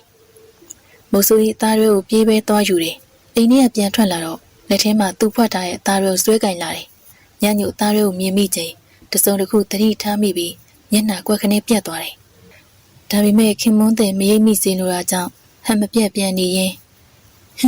အသားတွေထွက်လာလို့နော်မဟုတ်ရင်တော့တော်ကြီးဘိုက်တွင်းကြောပြအောင်ကျုပ်လင်းပြစ်မှာမလုပ်ပါနဲ့ညညိုရဲ့ထားပါတော်ကြီးကစားကျင်နေဆိုတော့ကျုပ်ကကောင်းကောင်းချက်ကျွေးပါမယ်ဒါကြောင့်လေနင်းကိုချစ်နေရတာမုတ်ဆိုးကြီးညညိုဖတ်လိုက်တယ်ညညိုပြုံးရီကျေနေတဲ့မျက်နှာထားဖြစ်သွားတယ်ညညိုရှင်းကိုညညိုစီကပြန်ထူးတန်မုတ်ဆိုးကြီးအတွက်နဝင်ပြင်းရှိသွားတယ်ဒီလိုထူးတန်ကိုညညိုစီကမကြားရတာတော့ကြပြီညညိုတယောက်သူ့ကွေးပင်ချောင်းစခန်းကနေပြန်လာပြီးတည်းကနေရင်နဲ့မတူတမှုထူးဆန်းပြောင်းလဲနေရတိတာလုံးနေတိတာဆုံးတစ်ချက်အနေနဲ့ညညိုတယောက်ကိုနှုတ်အမူအရာတွေတိတိတတ်တာကြမ်းတမ်းလာတာသူ့အပေါ်မှာတော့ခေါ်ပြောနေတခြားစကားပြောဆိုအစလုံးလုံးရရပြောင်းလဲသွားတဲ့အထိပဲနောက်ထပ်ချက်တွေကသူမစိတ်မဝင်စားပါဘူးဆိုတဲ့ပညာစင်ကိုခုမှအာသာပြင်းပြင်းစင်ကန်းတက်နေတာတွေဒီကိစ္စအတွက်အရေးငယ်ဆုံးဆိုရင် မကြာခဏပဲမြညိုတိုက်တွန်းနေတာမို့လားနောက်ဆုံးခေါက်တိုက်တွန်းခဲ့တာတော့တော့ကြပြီဒါပေမဲ့ဘလို့ပဲတိုက်တွန်းမစီမြညိုစိတ်နဲ့မဝင်စားခဲ့တယ်လို့လှုပ်လဲမလှုပ်ခဲ့ဘူးဒီလိုမလှုပ်ရခြင်းနဲ့ပတ်သက်လို့လေမြညိုသူ့ကိုအမြဲပြောပြတယ်ဒီပညာကိုသူမရဲ့မိခင်ကအမွေပေးခဲ့လို့တာပေါ့တဲ့ဒါတော့ဒီတော့ကမွေးကင်းစရွှေသူမကိုယ်တိုင်မသိခဲ့လို့အလိုလိုလက်ခံပြီးသားဖြစ်ခဲ့တာဖြစ်ပြီးတကယ်လို့သူမသာသိတဲ့အရွယ်ဆိုရင်လက်ခံမှာမဟုတ်ဘူးဆိုတဲ့အကြောင်းနောက်ဆုံးပညာကိုပေးရခဲ့ကြောင်းသိပြီးတဲ့နောက်မှာသူမစိတ်မှာမရှိတော့တဲ့မိဘနှစ်ပါးနဲ့မိခင်စီကပေးခဲ့တဲ့တခုတည်းသောအမွေလို့ယူဆမိတာကြောင့်မဖြစ်မနေလက်ခံနိုင်အောင်ကြိုးစားခဲ့ပြီးပြန်လည်ထုံနှုတ်ဖို့မကြိုးစားဖြစ်တော့တဲ့အကြောင်းတွေပြောပြလာတယ်။ဒါ့အပြင်နောက်ထပ်ပြောပြန်တာသူမအနေနဲ့ပညာရှင်နဲ့ပတ်သက်ပြီးလုံးဝစိတ်မဝင်စားမိတဲ့အကြောင်းတွေနဲ့ပညာကိုထိန်းကိုနိုင်မှုအရေးငယ်ဆုံးကကြင့်ကြံမှုစိတ်ခိုင်းလေတိုင်းသူမမလို့ဖြစ်တာများကြောင်းတွေအမြဲလိုပြောပြဘူးတယ်။နောက်ဆုံးတစ်ခုကမြညိုတယောက်သူတိတ်ချစ်တိတ်ခင်တဲ့မောင်ညို့ပေါ်ထင်ထင်ရှားရှားတစ်စိမ့်ကျိုးချိုးတာပဲမောင်ညိုဆိုခုထိမြညိုနဲ့မျက်နှာချင်းမဆိုင်ရတော့ပဲရှောင်ဖယ်နေရတဲ့အထိဖြစ်ခဲ့တယ်။မြညိုရဲ့ဒီပြောင်းလဲမှုတွေအားလုံးကတာမန်သွေးရိုးသားရိုးမဟုတ်ဘူးလို့မိုးဆိုးကြီးစိတ်ထဲအလွန်လိုသိမိတယ်။ဒါပေမဲ့သူ့အနေနဲ့သိမိပေမဲ့ထင်ရှားသိအောင်အရင်လိုမှမစွမ်းနိုင်တော့တာ။ဟုတ်တော့ပြောမှဖြင့်ပြောလေဒီမေရှင်ကဘာပြောမှလဲဆိုပြီးကြောက်ကစောင့်နေတာ။တွေးလွန်သွားတဲ့မိုးဆိုးကြီးဖြက်ခနဲရှိုက်ပြီးပြောတော့မှတွေးနေရနေလွန်းလွန်းနိုးထားမိတယ်။အော်ဘာမှမဟုတ်တော့ပါဘူး။မေးရမယ့်ကိစ္စကိုမေ့သွားပြီ။မိုးဆိုးကြီးတွေးလွန်သွားလို့မေးမယ့်ကိစ္စတကယ်မေ့သွားတာ။ညညိုမိုးဆိုးကြီးရဲ့မေ့သွားတယ်ဆိုတဲ့အချက်ကြောင့်တစုံတစ်ခုသတိရတယ်လို့ဖြစ်သွားတယ်။အခုညညိုလေးခုရက်ထဲအိမ်မက်တစ်ခုကို3ရက်ဆက်တိုင်မှတ်နေမိတယ်။အိမ်မက်တစ်ခုကို3ရက်တာဟုတ်လား။ဟုတ်တယ်ကိုပြောပြမယ်ဆိုပြီးညညိုမေ့နေတာ။ဘလို့များမှတ်လို့လဲ။အိမ်မက်ထဲမှာလေညညိုတစ်ခါမှမလျှောက်ဘူးတဲ့တောထဲကိုရောက်နေတာ။တောရထူးဆန်းနေ။ရွေပင်တွေတစ်ပင်တွေအစနောက်ဆုံးတိရွက်တွေအစုံအသက်ရှိပြီးစကားပြောနေတာ။ထူးဆန်းပါလားညညို။ဟုတ်တယ်ဆိုညညိုလေးအဲ့ဒီတောထဲမှာသွားနေတာ။ဒီလိုသွားရင်းနဲ့နောက်ဆုံးကြတော့တိတ်ကိုကြီးမားတဲ့မုတ်ဦးလိုနေရာကိုရောက်သွားတယ်။မုတ်ဦးကဘလို့ပုံစံလဲညညို။မုတ်ဦးကလေအိုဟောင်းနှွမ်းပြီးပတ်ကြားတွေအပ်နေတယ်။ကြီးတာတော့တကယ်ကိုကြီးပဲ။ညညိုအထဲကိုဝင်သွားမိလား။ဟင်းညညိုအဲ့ဒီနားမှာပဲအိမ်မက်ကနေလန့်လန့်နိုးလာတာ။အဲ့ဒီအိမ်မက်ကို3ရက်ဆက်တိုင်မှတ်တာ။3ရက်လုံးအဲ့ဒီနားရှောက်ရင်ပဲညညိုလန့်နိုးလာတာ။ဟုတ်လား။အိမ်မက်တစ်ခုတည်းကိုပဲ3ရက်ဆက်တိုင်တထရာလေးမှတ်တာဆိုတော့တာမန်မဟုတ်တာသိကြတယ်။ဒါဘာကြောင့်များမှတ်တာလဲ။မိုးဆိုးကြီးတွေးနေတယ်လို့တွေးကြည့်တယ်။အဲ့ဒီမုံဦးရဲ့ဟိုဘက်ချမ်းမှာရောဘာတွေရှိနေမြညို။ဟိုဘက်ချမ်းမှာမြူတွေစိုင်းနေတယ်လို့ဖြစ်ပြီးတော့ဘာမှမမြင်ရဘူးကို။စဉ်းစားစရာပဲ။ဟုတ်တယ်။ညညိုအဲ့ဒီအိမ်မက်ကိုစဉ်းစားကြည့်တာ။ဘာဖြေမှလည်းမရှောင်။ညညိုပုံစံအဲ့ဒီအိမ်မက်အတွက်စိတ်ဖိစီးမှုရှိနေပုံပဲ။မိုးဆိုးကြီးနဲ့ညညိုစိတ်သက်သာရရစီလို့တော့ကြောင့်ဖော်ရပြောပြီးနှစ်သိမ့်မှုဆုံးဖြတ်တယ်။ကဲပါညညိုရဲ့အဲ့ဒါမျိုးတချို့သူတွေလည်းမှတ်တတ်ပါတယ်။ဒီအမက်ကထူးဆန်းနေကိုရဲ့ဒါတော့ဒါပေါ့ဒါပေမဲ့သွေးလီ6ချရင်လည်းမှတ်တတ်တယ်လို့အခုကြားဘူးတယ်လေ။ဒါကြောင့်ဖိဖိစီစီမတွေးတော့နဲ့နော်။ဒါဆိုရင်လည်းညညိုမတွေးတော့ပါဘူး။စိတ်ထဲမှာအဲ့ဒီအိမ်မက်ကိုစမှတ်တယ်တခုဖြစ်မှစိုးရိမ်နေတာမစိုးရိမ်တော့နဲ့နော်။အခုကိုပြောတော့လေစိတ်သက်သာရရပါပြီ။နောက်များမှဒီလိုအိမ်မက်မျိုးထပ်မှန်ရင်လေကိုကိုပြောပြတကယ်လို့အခုခီးကြီးတွေပါကြီးသွားနေရဆိုရင်လေဘယ်ချိန်ဖြစ်ဖြစ်ညညိုစီမှာအားကိုးရအကိုရှိနေရလို့တွေးပြီးနော်ဟုတ်ကဲ့ကိုညညိုကောင်းကိုအသာညင်ရင်းဆိုတယ်နောက်နေ့ညညိုတယောက်နေ့လယ်ပိုင်းအချိန်မှာရွာတဲ့အကျွေးတောင်းထွက်သွားတယ်မိုးဆိုးကြီးမုံခေါအိမ်မှာပဲနားနေရင်မနေ့တစ်ပိုင်းခဲရန်တွေတိုက်ချုပ်တနက်တွေစိတ်ကြောလှုပ်ဆောင်နေမိတယ်ဒီနှုတ်တွေပြီးတော့တခြားလှုပ်ရှားရှိမနေဘူးဒါကြောင့်ဘာများလုပ်ရမလဲရှင်တွေကျန်းနဲ့ဝက်သေးကြုံမြည်ပြီးထိုင်စင်းစားမိရင်စိတ်ကတောဆက်စီမှာခိုင်းထောင်မှုအာယုံရမိတယ်တမြန်နေ့ကသူ့တောကိုဝင်တော့တောချက်တုံးနဲ့အခြားတနေရာစီမှာရစ်တွေရှိနေတဲ့အနေအထားမြင်ခဲ့မိတယ်တားကောင်ကြီးကြီးမားမားထပ်မပြစ်နိုင်ခင်ဒါအိမ်အတွက်ဝင်ငွေတစ်ဖက်တစ်လမ်းရှာနိုင်မယ်လို့မုတ်ဆိုးကြီးတွေးမိတယ်ဒါကြောင့်တွေးကိုကောင်းထဲဖို့ချက်ချင်းလှုပ်ဆောင်မှုစတင်တယ်အိမ်နောက်ဖက်သွားတယ်ဝေယုံစီကဝါရင်တစ်လုံးနဲ့မနုမရဲ့ဝါတစ်လုံးခုတ်ယူပြီးပြန်လာခဲ့တယ်အိမ်ရောက်တော့ခုတ်လာတဲ့ဝါတွေကိုလိုတလောက်ဖြတ်တောက်ပြီးတုတ်ကိုင်းအတွက်အကောင့်ထဲပေါ်တယ်အစာကောက်ခြေနှင်းကိုင်းထောင်မှာဆိုတော့အငိမ့်ပြုတ်လုံနိုင်တဲ့အစာကန်ရှာပြားကိုဝါမနုမရင်ဖြတ်တောက်ပြီးလုပ်တယ်ဝါရင်စီကကြလိုအပ်တဲ့နေရာတွေအတွက်တင်တယ်လို့ဖြတ်တောက်သုံးတယ်ပြီးစီတော့ဝါနဲ့နေပြောက်ဖို့နေပူပူမှာထုတ်လန်းပြီးကျိုးအတွက်ပြင်းစင်တယ်ကျိုးအတွက်မဲရောင်ကျိုးလိုအပ်တာမို့ချက်ခိုးကိုစီစိမ်ပြီးရှာလာတဲ့စီကိုကျိုးမှတုတ်လိမ့်တယ် တုံလင်းလို့ပြီးစီတော့ဝစ်တန်းစီမှာတန်းလန့်ချလို့နေလှမ်းလိုက်တယ်ဒါဆိုရင်တောကျက်နဲ့ရှစ်ကိုထောင်မဲ့ကိစ္စပြီးတဲ့လောက်ရှိပြီကျန်တော်ကပစ္စည်းတွေ6တယောက်ပြီးမှဆက်လုပ်ရမှာဆိုတော့မုတ်ဆိုးကြီးရင်လေးချမ်းဝိုင်းမှာပဲပြန်ထိုင်နေညညူလည်းပြန်မလာသေးပါလားဘာများဖြစ်နေလဲမသိဘူးအကျွေးတောင်းသွားတဲ့ညညူခုထိပြန်မလာသေးလို့ကြံများဖြစ်နေသလားဆိုတဲ့စိတ်နဲ့မုတ်ဆိုးကြီးရေရွတ်မိတယ်ရွာတဲ့ရောက်တုံးဆိုတော့ဈေးဝယ်ပါဝယ်နဲ့စကားစမီပြောနေရလဲဖြစ်ချင်းဖြစ်မှာပါဖြေလျှော့တွေးလိုက်တယ်စိတ်လဲလျှော့ထားပြီးကုပစ္စည်းမှာတုံးလုံးလှဲလိုက်တယ်ညဝန်းနေမေးသွားပြီးအိတ်ဆက်ချင်းကိုရောက်လူရောက်ခင်အချိန်မှာပဲနားထဲမှာခြေတံပြင်းပြင်းကြားလိုက်မိပြီးစပွဲဝုံကနေထုတန်ကြားရတယ်မုတ်ဆိုးကြီးဘာများဖြစ်လဲလို့ကောက်ကနေထထိုင်ပြီးတော့ဒေါသရကြီးဖြစ်နေတဲ့မြညိုမြင်မိတယ်ညညိုဘာလို့လဲဒေါသထွက်လာတာတော့ဒေါသထွက်လာတာဘာလို့လဲမြညိုရဲ့ကြွေးတောင်းရခံလို့ရံပြစ်လာလားရံပြစ်လာတာမဟုတ်ဘူးတော်ကြီးရွာထဲမှာတော့ပုတ်ချရဲ့တရင်ကြားလာလို့ကျုပ်ပတ်ကျန်းတိုက်လာခဲ့တာဟေးဘာတရင်မို့လဲဘာတရင်ရမလဲတော်ရလာတဲ့တောဝက်ကိစ္စအဲ့ဒီတောဝက်ကိုတော်ကမုတ်ဆိုးဖိုးကျင်လက်ထင်းကနေလူပြီးတော့ပြစ်သွားတာတဲ့ဟာမဟုတ်တာငါဘာသာနောက်ကနေမရမကလိုက်ပြီးတော့ပြစ်ခဲ့တာဟုတ်တယ်အဲ့ဒါကိုရွာထဲမှာတော်ကမုတ်ဆိုးစီးမရှိတဲ့သူအရှင်ကစုံလို့နှက်လို့နဲ့တားကောင်တွေကိုမုတ်ဆိုးပညာမပါပဲပြစ်ခဲ့ပြီးတော့ရောင်းစားတယ်ခုကြတော့ဦးကြီးဦးမဖြစ်ပြီးမို့သူများမုတ်ဆိုးလက်ကနေတားကောင်လူရဲ့ပြစ်သွားတယ်ဆိုပြီးတော့ပုတ်ချနေတာဒီမဟုတ်တရုပ်စကားကိုဘသူမှများစပြောတာလေကွာကျုံလဲအဲ့ဒါကိုရမိခဲ့တယ်ပြောတဲ့သူကမုတ်ဆိုးဖိုးကျင်လို့ဆရာတပည့်တဲ့တော်ကြီးမနေ့ကညနေမှာရွာထဲလာပြောသွားတာတဲ့ကျုံလဲစိတ်ဆိုးဆိုးနဲ့ရွာထဲမှာပဲအဲ့ဒီကောင်တွေကိုနမဲတက်អော်ပြီးဆဲဆိုခဲ့တယ်သူတို့ကရှိနေသေးလို့လားသူတို့ကတော့မရှိဘူးပေါ့ဒါပေမဲ့သူတို့ရဲ့ပေါင်းတင်ငခွေးတယောက်လို့ရှိတယ်လေဒါကြောင့်ကျုပ်အဲ့ငခွေးအိမ်ရှိမှအောင်ဆဲဆိုခဲ့လိုက်တာဖိုးကျင်ကငါ့ကိုဘာကြောင့်များဒီလိုမှန်မှန်တရင်ဖြတ်ရပါလိမ့်မသိဘူးကျုပ်ဆဲနေရောငခွေးကတော့ထွက်လာပြောတယ်ကိုလင်ကိုအရင်ပြန်မေးကြည့်တဲ့ငါတကယ်လူပြီးပြစ်ခဲ့တာမဟုတ်ဘူးမြညိုကျုပ်ကအဲ့ဒါကိုသိရလေဟိုကောင်ကြီးကဘာသဘောနဲ့အဲ့လိုပြောလဲဆိုတာပဲသိကြတာစဉ်းတော့စဉ်းစားကြပဲဒီအခါမြညိုရဲ့မျက်နှာရုပ်တရက်တစ်ခုခုဆုံးဖြတ်ချက်ချပြီးသလိုနဲ့ခက်ထန်တင်းမာသွားတယ်။အိုးစဉ်းစားမနေနဲ့ကျုပ်လေးမဟုတ်တန်တရားပြောပြီးစွတ်ဆဲတဲ့ကောင်လေးကျုံနဲ့တွေ့မယ်။ညညိုပြောပြီးခြေဆောက်ပြီးအိမ်မက်ထွက်သွားတယ်။မုတ်ဆိုးကြီးလည်းညညိုအလွန်စိတ်ဆိုးနေမှန်းသိတော့ပူဆိုးမှဆိုလို့လိုက်မသွားတော့ဘူး။ကိုပြစ်မှထိုင်ရင်မုတ်ဆိုးဖိုးကျင်ကသူ့ပေါ်ဘာလို့ဒီလိုတပုတ်လေးပြောရလဲဆိုတာဖြေရှာနေမိတယ်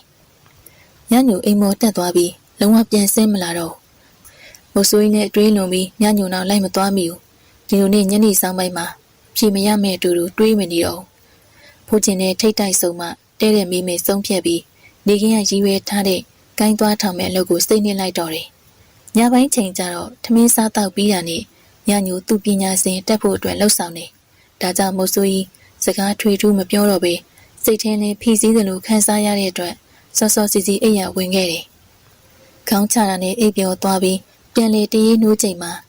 ညညိုအနားမှမရှိသေးတာသတိထားမိတယ်။မိုးဆိုးကြီးအိယာအသာထကြည့်တော့ညညိုပညာစင်တက်နေတဲ့ကိစ္စအတွက်အလုပ်တွေရှုပ်နေသေးပဲ။ဒါနဲ့မိုးဆိုးကြီးနဲ့အိယာစီပြန်လေလှည့်အိပ်ပြီးညညိုအလားဆောင်ရင်ပြန်လေအိပ်ပျော်သွားတော့တယ်။နောက်နေ့မနက်စောမှာမိုးဆိုးကြီးမုံခေါင်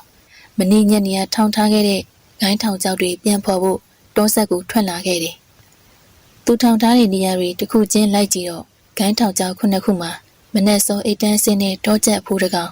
်မတကောင်နဲ့ပျောက်ကြားကြားပြတာတာနဲ့ရင်းနှစ်ကောင်ရတယ်။မိုးဆိုးကြီးရှားထားတဲ့ကောင်တွေကိုဖြုတ်ယူပြီးဂိုင်းတွေပြန်ဆင်တယ်။အားလုံးစိတ်တိုင်းကြပြင်ဆင်ပြီးတော့တောချက်နှစ်ကောင်နဲ့ရင်းနှစ်ကောင်ယူပြီးအိမ်ပြန်လာခဲ့တယ်။ပြန်ချိန်မှာနေရထွက်ပြီးဆိုတော့လမ်းခုလက်မှာလေတဲ့စင်းသူတွေနဲ့မိုးဆိုးကြီးတို့စုံနေ။ဒီအခါတော်တော်များများပြုံးရွှင်ပြီးနှုတ်ဆက်ကြတယ်ဆိုပေမဲ့သူတို့ပြုံးမှာတိပေတစ်ခုခုပါနေရလို့မိုးဆိုးကြီးခံစားမိတယ်။စိတ်ထဲမှာတမျိုးလိုခံစားမိလို့မိုးဆိုးကြီးရွာထဲမဝင်ကျင်ပြီးတော့အစဝဲသူရှိရင်တခါတည်းရောင်းချမယ်ဆိုတဲ့စိတ်နဲ့ရွာထဲဝင်အောင်မဲ့တွေးခဲ့တာစိတ်ထဲစနိုးစနောင်းနဲ့ပြန်လာရင်အရောက်တော့မြညူကအိတ်ဆက်နေတော့ညာတော့ပညာစင်တက်တာအတော်ညစ်နေလို့ဖြစ်မယ်လို့တွေးမိတယ်အိပ်ပစိမ်းတို့တွေးပြီးဖမ်းလာတဲ့အကောင်တွေကိုလောင်ကျန်ထဲမှာသွားထည့်တယ်မောင်ညူအစာကျွေးပြီးတော့ဒါစားပြီးရင်မင်းသွားစော့ခြင်းဟိုအနောက်နောက်သွားစော့လို့ရတယ်မဆွေးတစ်ဖက်ကတောအုပ်စီကိုညွန်ပြတော့မောင်ညိုနားလေတယ်ငပြောသီးစားတယ်နောက်ဆုံးကြံတဲ့တလုံးလက်ကင်ပြီးတောအုပ်စီကိုပြေးတော့တယ်မဆွေးသားသမီးတို့ဖြစ်နေတဲ့မောင်ညိုကြည့်ရင်စိတ်ထဲတမျိုးတစ်ပုံပီတိခံစားချက်ရရှိခံစားရတယ်ဘ ဘာလူလူနဲ့မောင်ညူတော်အရွယ်ရောက်လာပါရောလားမိုးဆိုးကြီးရေယူမိချိန်အိမ်မက်ကအတန်တချို့ကြားလို့ညညူနိုးပြီးနိုးယူဆပြီးအိမ်ထဲဝင်လာခဲ့တယ်ညညူမျက်နှာတင့်နေတယ်ညကတော်လေးညှင်းနဲ့သွားလို့တော့အဲ့ဒါကြောင့်မနိုးဝဲထားတာတော်ကြီးဘိုက်စာနေပြီလားစာနေပြီဒါဆိုလေခဏစညနာတွတ်တွတ်တင်လိုက်မယ်ညညူမီသွေးနူးနဲ့သွားရီကိုမဲနေအောင်တကြီးကြီးပုတ်တယ်ပုတ်ပြီးတော့ရှင်နဲ့ကျင်းထွေးပြီးနဘေးကစားကိုတို့ပြီးထပ်မံသွားတိုက်တယ်တော်ကြီးကဒီအတိုင်းရက်ဆောင်မနေနဲ့လေဒီမှာကြုံလို့ရတာစိတ်နှောရတယ်ရက်ဆောင်နေရမဟုတ်ပါဘူးဟိုမနေ့ကတောရဲခိုင်းထောင်ထားတာနေရှင်းနှစ်ကောင်နဲ့တောကျက်နှစ်ကောင်ရတယ်ဟုတ်လားဒါဆိုရင်တော့ရှင်းတစ်ကောင်ချက်ပေးမယ်ကျန်တဲ့ကောင်တွေတစ်ဖက်ရွာသွားရောက်လိုက်မယ်ရွာထဲသွားမရဘူးလားဟင်းတကယ်လည်းပြောမပြောချင်ဘူးသူတို့ကဘာသိရကြလို့ကျုပ်ကပဲညှို့ညှို့ညင်းညင်း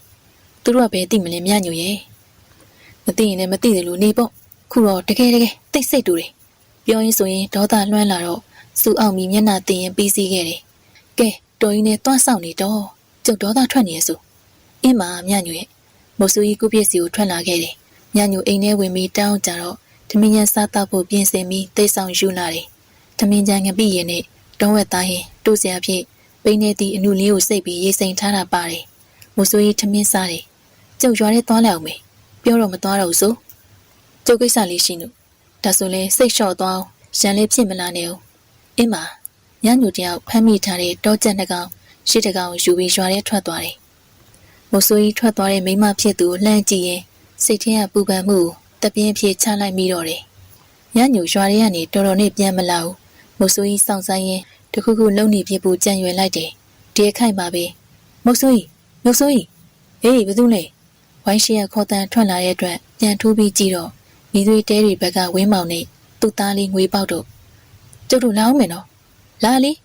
ေဝင်းမောင်တို့သားဖဝိုင်းထဲဝင်လာတယ်ခုပြစ်မှာထိုင်တော့မိုးဆိုးရရင်နွေးချမ်းထည့်ပေးရင်ဟိမကန်ကိုရင်နွေးချမ်းအမြည်ဖြင့်ပို့ပေးတယ်နင်တို့လာတာကိစ္စများရှိလို့လား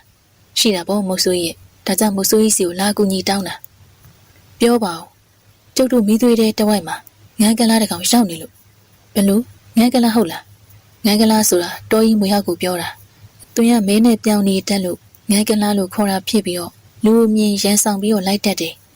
်အစိတ်အရာမှလည်းအလွန်ပြင်းပြီးစိတ်မမီအောင်ရှိနေတယ်ကောင်းကတော်ကြီးတယ်လူကြီးခြေစလုံးနီးနီးရှိမယ်အရှိရလဲ6တောင်9တောင်အနည်းဆုံးရှိမယ်ဒါဖြစ်ရင်တော့နဲတဲ့ကောင်ကြီးမှမဟုတ်ပဲဟုတ်တယ်ကျုပ်တို့မိသွေးလိုက်တဲ့လူတွေနဲ့စုံနာဆိုရင်3ကတီးတီးရှိပြီ3ကလုံးတဲတန်လိုက်လို့ပြေးရတယ်ဒီမနဲ့လေကလေးတွေနဲ့တွေ့ပြီးတော့လိုက်လို့သူကိုက်မိတာကြီးပါရှိနာရေးတာလွတ်လို့ဘသူမှတော့အကြိုက်ခံမထီဘူးမို့ဆိုရဒါပေမဲ့ဒီကောင်ကြီးကြောင့်ကျုပ်တို့အားလုံးမိသွေးအတွက်ထင်းတောင်တောထဲဝင်ပြီးမခုတ်ရဲတော့အဲ့ဒါကြောင့်ကူညီပေးပါမို့ဆိုရင်မို့ဆိုရင်စဉ်းစားရတယ်ငန်းဆိုတဲ့မွေမျိုးတွေကဘလူပေပုံရှိပါစေပထမဆုံးသတိထားမယ့်အချက်ကအစိတ်ပြင်းလွန်းတာနောက်တစ်ချက်သတိထားမှာရှင်ဆိုင်ရခက်ခဲပြီးရန်လိုပြင်းပြမှုအပြင်ဇွဲနဲ့အလွန်ကြီးတဲ့မွေမျိုးဒီလိုမွေမျိုးကိုရင်ဆိုင်မှုကြတော့တနက်နဲ့ပြစ်ခတ်တာထက်တခြားလှုပ်ဆောင်ရမယ့်နီးနာတွေနဲ့ရင်ဆိုင်တာသာအကောင်းဆုံးပဲမို့ဆိုရင်နေနဲ့ပြောရရင်တော်ရုံစုမွေကိုမတတ်ချင်ဘူးဒါပေမဲ့သူတတ်ဖူးတာတော့ရှိဘူးတယ်ကိုပွားတစ်ခုထွက်လာဘူးတဲ့အချိန်တုန်းကသူ့စိတ်တွေကြမ်းတမ်းခတ်ထန်ပြီးမွေကိုပြစ်ခတ်လို့ချက်ချင်းပဲမိခင်စားပြစ်ဘူးတယ်တခြားဖျောက်ချတက်ဖြတ်မိတာလည်းရှိဘူးတယ်ဒါပေမဲ့သူ့အနေနဲ့မွေဆိုရင်တော်ရုံရင်မဆိုင်ခြင်းနဲ့စိတ်ခံတော့ရှိနေတယ်မို့ဆိုရင်ကျုပ်တို့ကိုကူညီပါအောင်နော်မဟုတ်ရင်ကျုပ်တို့အလုပ်ပြက်ကိုင်းပြက်ဖြစ်နေရပြီမို့ဆိုရင်နဲ့မွေကိုတော်ရုံမတက်လို့တဲ့သူ့စိတ်ကိုဖယ်ရှားပြီးအင်းမငါကူညီပါမယ်ခုပဲလိုက်ခဲ့မယ်သုံးကမိန်နဲ့ပလိုက်စောင့်တားပြင်တနက်ကိုတော့လိုရမရယူပြီးဝင်းမောင်တို့မိသွေးရဲ့တိုက်ဘက်ကိုမို့ဆိုရင်နိုင်ပါခဲ့တယ်မိသွေးရဲ့တိုက်ကရွာရဲ့တောင်ဘက်ချမ်းမှာရှိတယ်ခရီးကွာဝေးကချင်းလင်ခရီး2နာရီကျော်လောက်ရှိမယ်ရွာနီထွက်တာနဲ့ကြားထဲမှာလေကွင်းပြင်တွေနဲ့ရိုးချောင်းလေး3-4ခုဖြတ်ပြီးတောဆက်ကိုစပြီးဝင်နေအဲ့ဒီကနေတော3-4ခုလောက်ကြော်ပြီးရင်တော့မိသွေးတဲတိုက်ကိုရောက်ပြီးမုတ်ဆိုးကြီးတို့မနာမနေထွက်ခဲ့ကြတယ်မိသွေးတဲတိုက်ကိုရောက်တော့မိသွေးတဲတိုက်တစ်ခုလုံးကလူသူတွေစုစုဝေးဝေးဖြစ်နေရတဲ့ကြုံရတယ်မုတ်ဆိုးကြီးကိုခေါ်လာပြီးဟဲ့တဲတိုက်ကိုဝင်ချင်းပါပဲဝင်းမောင်ကလှမ်းអော်တယ်ကောင်းတယ်မဟုတ်ရင်ဒီတဲတိုက်ကလူတွေလည်းဘယ်ချက်သိမဲမသိဘူးခုပဲဟိုကောင်ကြီးတဲတွေနာကက်လာလို့ဝိုင်းပြီးချောက်လို့ရတယ်တဲတိုက်စီကကိုဘိုးဘောကစီးကြိုပြောတယ်ဘယ်ဘက်ကိုကက်တာလဲဟိုဘက်ချမ်းနေကက်လာတာလူအမြင်တော့ပြပြင်းထောင်ပြီးခေါင်းတင်းရနဲ့ရမ်းလို့နေရဗျာငါသွားကြည့်ဦးမယ်တယောက်တော့လိုက်ခဲ့ပြီကျုံလိုက်ခဲ့မယ်ဝင်းမောင်ရှိထွက်ပြီးပြောလာတယ်ဒါဆိုရင်ဓားမကင်နဲ့ ဝရင်တို့တလန်လောက်ကိုပဲကန်ခဲ့ဝေကိုရင်ဆိုင်တဲ့အချိန်ဓာတ်ကိုသုံးတာထက်တို့ကိုသုံးတာပူပြီးတော့ကောင်းမွန်နေဝင်းမောင်ကတလန်လောက်ဝရင်တုတ်တချောင်းကိုကန်လာတယ်မုတ်ဆူကြီးမုံခေါင်နေနဲ့တနက်မသုံးခြင်းဒါကြောင့်သုံးခွမင်းကိုလက်ကကန်ပြီးငမ်းမွေရောက်တယ်ဆိုတဲ့နေရာကိုနှစ်ယောက်တူထွက်ခဲ့တယ်မိုးကြကာလလွန်ဆိုတော့ခြုံပင်တွေရဲ့အောက်ခြေမှာညနုနဲ့ပင်နုနုတွေဖုံးလွှမ်းပြီးအောက်ခြေရှုပ်နေတယ်ဒါကကိုယ့်အတွက်ကိုမြင်ကွင်းအကန့်အသတ်ရှိစေတယ်ဒါပေမဲ့တစ်ဖက်ကငမ်းမွေရဲ့လှုပ်ရှားမှုရှိနေရင်လေဒါကပဲတိတာထင်ရှားစေမဲ့အချက်ပ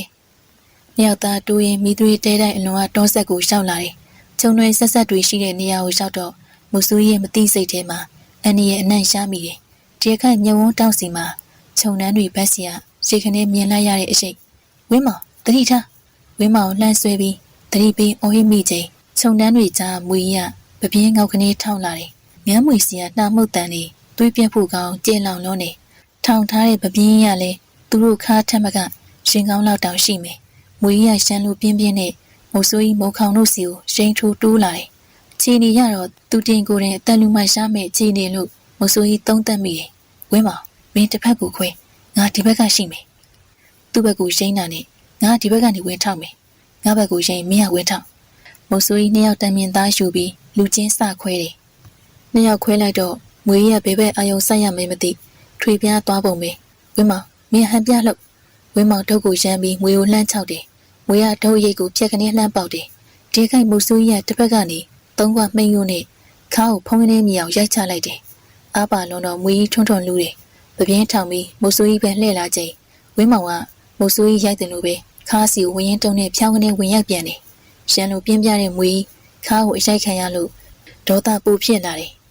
်ဒါပေမဲ့အဓိကခရိုးထိထားပြီးမှုလှုပ်ရှားမှုတွေတွက်လက်မှုတိတ်မရှိတော့ဝင်းမောင်ရိတ်ပြဝင်းမောင်ရှိရလို့ပဲတုံးရိတ်ပြတော့မွေကြီးကဝင်းမောင်ဘက်တစ်ချက်ရိမ့်နေတဲခိုက်မုတ်ဆိုးကြီးကမွေရဲ့ပပြင်းစီကိုနောက်ကနေသုံးခွမှိန်းနဲ့တိတ်ဆိုင်ပြီးထိုးချလိုက်တယ်မွေကြီးခမရနာနာကျင်ကျင်နဲ့ပြင်းထန်လူးလွန်နေမုတ်ဆိုးကြီးမိန်းကိုမြေစီမှာအားရှိသမျှစုစည်းပြီးဖိထောက်ပြီးတော့ဝင်းမောင်မွေကောင်းစီဝင်ရိုက်ခိုင်းတယ်တဖုံဖုံမြည်အောင်ဝင်းမောင်ဝင်ရိုက်တော့မွေခမရနောက်ဆုံးစည်းဝင်ကြွေရတော့တယ်မွေသေးကြီးကိုကြည့်ပြီးမိသွေးတဲတဲကလူသူတွေအကုန်လုံးမှတ်ချက်တွေတန်တော်ပေးကြတယ်မုတ်ဆိုးရဲ့မွေသေးကိုတဲတဲစီမယူခဲ့ပဲတက်ထားရနေရစီကိုပဲလာရောက်ကြည့်ရှုစေတယ်မွေရမွေထီငမ်းမွေရဲ့တဘာဝရတော်တော်များများဖူမတူရှိတတ်တာဆိုတော့ခုမွေရဲ့အဆက်တွေမွေမလိုက်ပါပြီးရှာဖွေနိုင်တယ်လို့တတိချယူဆထားတယ်ဒါကြောင့်မွေသေးကိုမထိမကိုင်ပဲဒီအတိုင်းထားပြီးတနေရာကနေမွေမရှောက်လာဆောင်မှုဆုံးဖြတ်ထားတယ်မွေသေးကိုခဏကြည့်စေပြီးမိသွေးတဲတိုက်ကလူတွေပြန်စီတယ်ညအတွက်ကိုလူတွေအားလုံးစုနေကြဖို့မှားတယ်ပြီးတော့လူနှုတ်ပြီးညညိုစီကိုအကျိုးချောင်းသွားပြောဖို့လည်းစိတ်ခိုင်းထားတယ်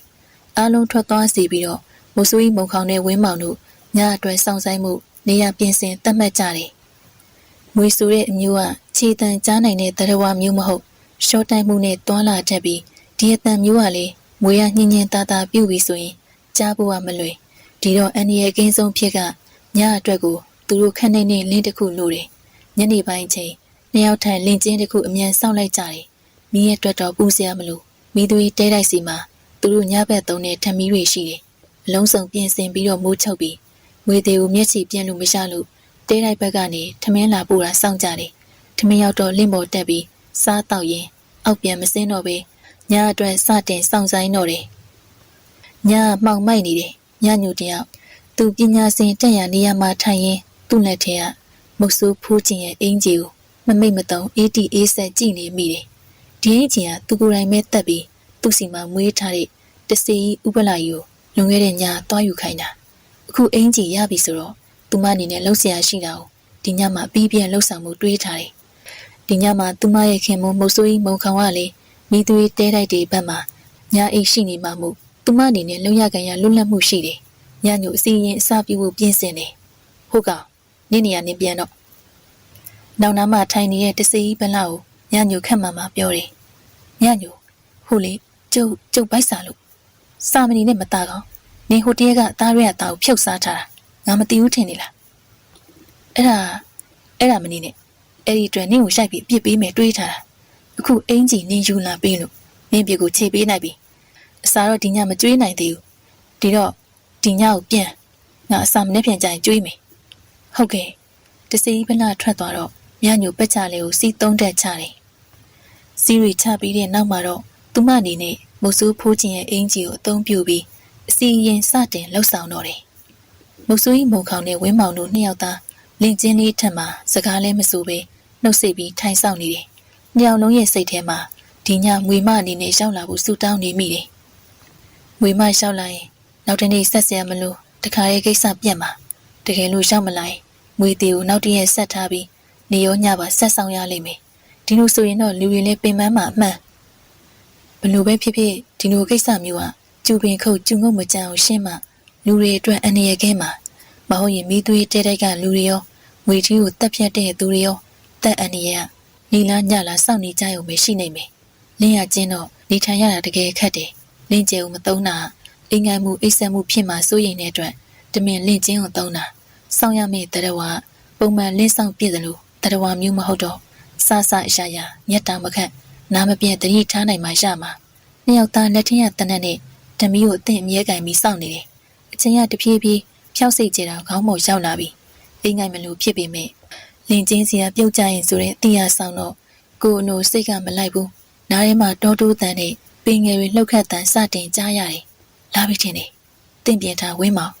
မဆူကြီးနဲ့တူပြောတော့ဝင်းမောင်လည်းမီးကိုတင့်ပြင်းတယ်တန်းကတဖြည်းဖြည်းနီးတဲ့နီးနာတယ်မဆူကြီးတို့မှောင်ထဲမှာမျက်လုံးကျင်သားရအောင်အရှင်လှုပ်ထားတယ်တန်းငွေသေးနားကိုရောက်လာတယ်ရှောင်းလူရောက်ခင်မှာတစ်ချက်တန့်သွားတယ်အမှောင်ထဲမှာကျင်သားဖြစ်နေတဲ့မျက်လုံးတွေကြောင့်ပင်ငယ်တွေလှုပ်ရှားတာမြင်မိတယ်လှုပ်ရှားနေရရက်တန့်သွားတာလည်းမြင်မိတယ်လက်ရှိဖြတ်တန်းနေတဲ့အခြေအနေရတော့တွေ့ကြုံရှိရဲ့မဆူကြီးတောင်ရှင်တွေတထိတ်ထိတ်ရှိနေလို့ဝင်းမောင်ဆိုရင်ပြောဖို့လိုမယ်မထင်ဘူးငြိမ်သွားတဲ့အပင်ငယ်တွေပြန်လည်လှုပ်ရှားလာတယ်ရွေရှားမှုကမွေးသေးစီကိုတိုးကပ်လာတယ်ရောက်ရှိနာချိန်မှာလှုပ်ရှားမှုအလုံးစုံတရင်ကငြိမ်သက်သွားပြီဒီအချိန်မှာပဲမုတ်ဆူရကြိုတင်တိုင်ပင်ထားတဲ့အချက်ပြမှုအတိုင်းဝင်းမောင်တထောင်နဲ့၃ချက်တွတ်တယ်ဒီအခါဝင်းမောင်ကမီးကိုအသင့်ပြင်းသလိုမုတ်ဆူရလည်းတနက်ကိုအသင့်ပြင်းတယ်နှစ်ယောက်လုံးချိန်သားကိုက်လှုပ်ရှားမှုပြီးတော့ခဏငြိမ်ပြီးအခြေအနေကြည့်တယ်ဝင်းမောင်မီးထိုးဖို့မုတ်ဆူကြီးစီကအချက်ပြမှုစောင့်နေတယ်မုတ်ဆူကြီးစီကတထောင်နဲ့တစ်ချက်တိုးလာတဲ့အချိန်ဝင်းမောင်လက်ထင်ရထမီးအောင်ဝေးသေးစီဖြာကနေကျသွားတယ်မွေသေးနားမှာအလုံးတူအရွယ်တူမွေမရှောက်နေပြီးမွေသေးကြီးကိုဥကောင်းနဲ့ဟိုတိုးတီတို့ပြုတ်နေတယ်ရုတ်တရက်ဖြာကျနေတဲ့အလင်းရောင်မြင်တော့ဖူးကနေပပြင်းထောင်တယ်မုတ်ဆိုးရဲ့တနက်တန်ဟိမ့်ထွက်လာတယ်မွေမတစ်ချက်လွန်ကနေဖြစ်ပြီးပပြင်းကျသွားပေမဲ့ချက်ချင်းပဲရန်ဆွေငုံငုံနဲ့ပြန်ထောင်လာပြန်တယ်ဒီအတွက်မုတ်ဆိုးကြီးနောက်တစ်ချက်ကြည်ထိုးပြီးမွေမစီထက်မှန်ပြစ်ခတ်တယ်ကျင်းလောင်နဲ့တနက်တန်အစုံမွေမရဲ့ဥကောင်းပွင့်ထွက်ပြီးပပြင်းလေးရှုပ်ခနဲ့ကျသွားတယ်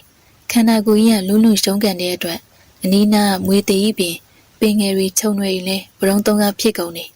ဘလို့အခြေအနေဖြစ်ဖြစ်ကျူပင်ခုတ်ကျူငုတ်ပါရှင်းနိုင်ခဲ့ပြီမို့မုတ်ဆူကြီးနေနဲ့မွေစုံတွဲအတွက်စိတ်မကောင်းဖြစ်မိပေမဲ့လူတွေအန္တရာယ်ကင်းရပြီမို့ကျေနပ်မှုတော့ဖြစ်ရတယ်တဲလိုက်ဒီဘက်ကမိချက်ပြတော့ညာရင်းချင်းမဲ့လူတွေရောက်လာကြတယ်မွေသေးနှစ်ကောင်တဲရက်တွေစီတင်ယူကြတယ်ဒီနားမှာသူတို့ရဲ့အတိုက်တီးနေရဖြစ်မယ်မနဲ့ကြရင်တော့တော်တူပြီးအတိုက်ရှားကြတာပေါ့မုတ်ဆူကြီးရဲ့အပြောဝင်းမောင်တို့တဲတိုက်ကလူစုတွေနေစဉ်ကြောက်နေမိတဲ့အန်ဒီရကနေကင်းလို့ရပြီမို့ဝမ်းသာလုံးမကဝမ်းသာနေကြတယ်သူတို့မြေပဲမြုပ်လိုက်ပါမုတ်ဆူကြီးစိတ်မကောင်းစွာနဲ့စူမိတယ်မွေဘူးမွေမစုံတွဲအတွက်သူစိတ်ထဲတကယ်မကောင်းဖြစ်မိတယ်ဒါအပြင်ဒီနှုတ်ရဲ့တံပြန်မှုကသူနဲ့မြညိုတို့ပေါ်တရားမှုမရှိပါစေနဲ့လို့မတွေးစဘူးတွေးမိရင်စူတောင်းပြီးစိတ်ကဘာကြောင့်မှမသိလေးလံနေမိတယ်ညညိုလည်းစိတ်ပူနေမိတယ်ကိစ္စတွေပြီးပြီဆိုတော့မနဲ့မွေးတိုက်ရှာပေးဖို့ရှိနေသေးတယ်မွေးတိုက်ဘာကြောင့်ရှာတာလဲဆိုရင်အတိုက်ရှိပြီးထဲမှာအကောင်တွေပေါက်နေသေးရင်အန်ဒီရဲ့ကင်းမီလို့မစိုးတော့ဒါကြောင့်မုတ်ဆိုးတို့ထုံးစံအတိုင်းလှုပ်ရှားရှိရအတွက်ပြီးပြောင်းလုပ်ရမယ်မို့လားမုတ်ဆိုးစီးမှာကိုကသားကောင်လုံးကပြစ်ခတ်ရင်စောင့်ထင်းရတဲ့စီးတွေရှိတယ်လို့သားရဲ့နဲ့ရှင်းဆိုင်ရရင်လေပြီးပြောင်းလှုပ်ဆောင်ရမယ်စီကံရှိနေပြန်တယ်မိသွေးတဲတဲကလူတွေကတော့ဝေးသေးနှကောင်ညာရင်းချင်းပဲမြေမြုပ်လိုက်ကြတယ်မြေမြုပ်ရအောင်မုတ်ဆိုးကြီးတော့မလိုက်တော့ဘူးဒါကြောင့်ဝင်းမောင်ပြောပြီးသူ့အတွက်အိယာတစ်ခုစီစဉ်စီပြီးဝင်ရောက်အိတ်ဆက်လိုက်တော့တယ်ညညိုတယောက်ရှေ့စီကအစီရင်ကိုကြည့်ပြီးအောင်မြင်မှုရှားခဲ့ပြီးမို့ကြည်ကြည်နက်နက်ရှိမောမိတယ်သူမစီစဉ်စီမှာမုတ်ဆိုးဖူးချင်းရဲ့မဟုတ်တန်တရားပြောတဲ့ပါဇက်ကနေသွေးပွက်ပွက်အံ့လို့ပူနူပလက်ရှုံးကန်လူးလို့နေရမြင်နေရတယ်မုတ်ဆိုးဖူးချင်းအနေနဲ့ဒီတညကိုတက်ရှင်းလျက်သားနဲ့ကြော်ဖြတ်ဖို့ရခွင့်ရင်းလုံးဝမရှိတော့ညညိုစိတ်ထဲကျင်းနဲ့ပီတီဖြစ်မိတယ် ရှေ့ရှောက်သူမတို့ပေါ်တိုက်ခိုက်သူရှိလာတိုင်းခုလိုပဲပြင်းပြင်းထန်ထန်တုံ့ပြန်မဲလို့သူမဆုံးဖြတ်ထားတယ်အစီရင်ပြီးတက်ပြီးတဲ့နောက်တစ်ဖက်ကမုတ်ဆိုးဖိုးခြင်းဆန့်ဆိုင်ရင်အသက်ထွက်သွားခဲ့ပြီဒီတော့မှမြညိုလဲအစီရင်ကိုရက်တန့်လိုက်တယ်ပင်ပန်းသွားပြီမို့အရာစီဝင်ရောက်လဲလျောင်းနေခဏအတွင်းမှာပဲညညိုအိတ်ဆက်ချင်းကိုရောက်ရတော့တယ်ညညိုတော်ရရမုတ်ဦးကြီးစီကိုရောက်နေပြန်ပြီဒီတစ်ချိန်ရောက်မှုကထူးဆန်းနေအရှင်ရလိုနှွေးရှင်တွေတစ်ပင်တိရွက်တွေအသက်ဝင်နေတဲ့တောတောင်ဖြတ်တန်းမှုမရှိခဲ့ပဲမုတ်ဦးအရှိကိုညညိုတန်းရောက်ခဲ့တာဒါပြင်အခုတစ်ခါမုတ်ဦးရဲ့အတွင်းဘက်ကိုဝင်သွားတဲ့ဒါပြင်အခုတစ်ခါမုတ်ဦးရဲ့အတွင်းဘက်ဝင်သွားတဲ့လမ်းဖြူဖြူတစ်ခုအထင်းသားရှိနေတယ်လမ်းရဲ့ဘေးနှစ်ဖက်မှာရှောင်းစုံပန်းတွေပွင့်လန်းလှပနေတယ်ညညိုမုတ်ဦးထဲကိုဝင်ကြည့်ခြင်းစိတ်ပြင်းပြင်းပြပြဖြစ်ပေါ်လာတယ်ဝင်သွားရင်အထင်းမှာဘာတွေရှိနေမသိဘူး။အိုးဘာပဲဖြစ်ဖြစ်ငါမှအကူရှိတာပဲ။ဘာကိုကြောက်ရမှာလဲ။ငါအထဲကိုဝင်ကြည့်မယ်။ပြီးရင်ပြန်ထွက်လာလို့ရတာပဲ။ခင်မွန်းတဲ့မုတ်ဆိုးကြီးတခါပြောမှုတဲ့စကားကိုညညိုအားဖြင့်ရေရွတ်ပြီးမုတ်ဦးစီကိုဝင်ရောက်ဖို့ခြေနှမ်းစားတယ်။ခြေနှမ်းတစ်ချက်စီတိုင်းမှာတင်းပြန်တဲ့ပန်းရနံ့တွေသူမနှာပြားကိုရိုက်ခတ်နေတော့ညညိုစိတ်ကကြည်ရွှင်မိတယ်။မုတ်ဦးကိုဖြတ်တန်းဝင်လိုက်တော့တစ်ဖက်ချမ်းမြင်ကွင်းတွေမြင်မိပြီးညညိုခြေနှမ်းတွေရက်တက်မိတယ်။လှလုံးမလား။ပန်းမှန်ပေါင်းတဲ့အတူတီးပင်တွေနဲ့စိမ့်ဆူတာယာလုံးနဲ့ပတ်ဝန်းကျင်နွေပင်နွေတန်းစိမ့်ဆန်းဖြာဖြာနဲ့နေချင်းစပွဲနေရညညိုတန်တော်ငေးမောရင်ခြေလန်းရှိစီကိုဆက်တိုးမိတယ်တစ်ပင်တပင်ရဲ့အောက်ကိုရောက်တော့ပေါ်စီကနေပန်းစီအောင်အစင်းရှိတဲ့တစ်သီးတစ်လုံးရှိစီကိုပြုတ်ကျလာရောညညိုလည်းဒီအသီးကိုကောက်ယူမိတယ်အသီးရဲ့အစင်းကစားကျင်စပွဲတင့်တယ်လုံးတော့ညညိုရနံ့ကိုရှူမွေးကြည့်တယ်ရနံ့ကလည်းကွယ်ညညိုရေယူရင်းဘာမှမစင်းစားနိုင်တော့အသီးကိုတကိုက်ကိုက်စားတယ်ကရွင်းမှာအေးမြလက်ဆက်ပြီးချုံမိန်နဲ့အရသာခန်းစားမိတယ်တီးရဲ့အရသာညညိုမတ်မောမိတော့ထက်ခါကိုက်စားတယ်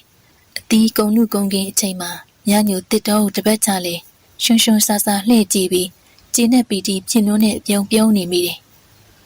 သူမအနေနဲ့ဒီတစ်တော်စီကနေအိမ်ပြန်ရမယ့်ပြန်လန်းသတိမရနိုင်တော့သလိုချစ်ခင်ရပါတယ်ဆိုတဲ့ခင်မွန်းတဲ့မုတ်ဆိုးကြီးမုံခေါင်လည်းအတိအာယုံထဲမှာမရှိတော့လောက်လုံးလုံးရရမေးရော့သွားခဲ့ပြီ